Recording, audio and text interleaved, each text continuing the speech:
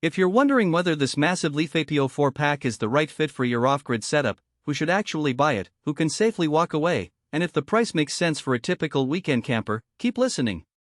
Link is in the description if you want to check the product details on Amazon. I've spent the last few weeks talking to a handful of solar enthusiasts, RV owners, and tiny house builders who are all trying to decide if a 51.2V 320Ah pack sold as a 2-unit bundle is worth the investment, so let's break down the real-world pros and cons without getting lost in a sea of spec sheets. First off, the biggest decision point is how much usable energy you actually need. A single 320Ah module at 51.2V stores roughly 16.4 kilowatt-hours, and the 2-pack bundle pushes that to a little over 32 kilowatt-hours.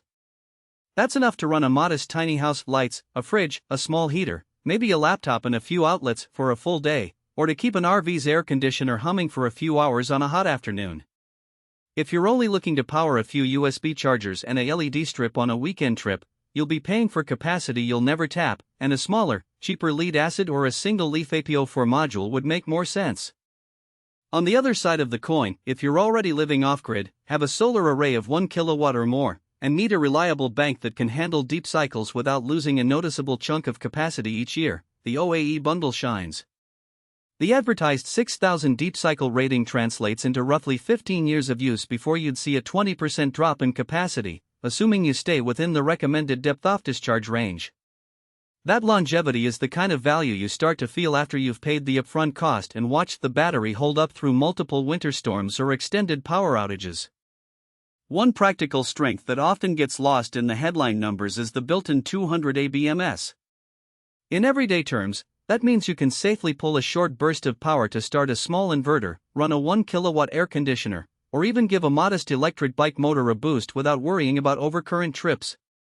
The BMS also handles cell balancing in real time, which is why you'll never have to manually equalize the pack like you would with a traditional lead-acid bank. For a solar installer, that translates to fewer maintenance trips and a more predictable charge curve. The Bluetooth and Wi-Fi monitoring is another convenience that becomes a genuine time saver once you're on site. Instead of climbing up on the battery rack with a multimeter, you can pull up a simple app, see the status of charge, voltage, and even temperature at a glance, and get alerts if anything goes out of the safe zone. In my conversations, a couple of tiny house owners said the instant notifications helped them catch an over-temperature event caused by a poorly ventilated cabinet before the battery got too hot. That level of remote awareness is something you usually only see on high-end commercial systems. Now, let's talk about the hidden trade-offs. The first is weight and size. Each 320Ah module weighs about 70 pounds, 32 kilograms, and takes up the space of a large cooler. If you're building a boat or a lightweight RV conversion, you'll need to factor that mass into your weight distribution and structural plans. It's not something you can just toss into a small cargo area without reinforcing the floor or adding a proper mounting bracket. The second trade-off is the charging requirement. LiFePO4 chemistry demands a charger that can deliver a precise 58.4V to 59.2V window for a full charge. Plugging in a generic 12V solar charge controller won't work. You need a dedicated MPPT controller that matches the voltage profile, which adds another cost line item.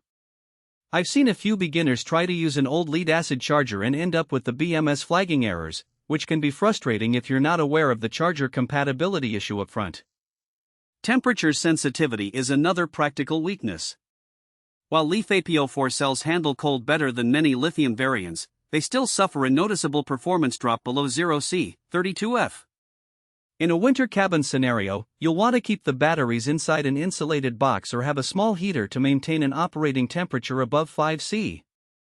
The Bluetooth module also has a limited range. If you hide the batteries deep inside a metal enclosure, the phone connection can become spotty, and you'll need to be within a few meters for reliable data. It's not a deal breaker, but it's something to plan for when you design the enclosure. Who should buy this? If you are a full-time RVer or tiny house owner with a solar array already sized to generate more than 1 kilowatt on sunny days.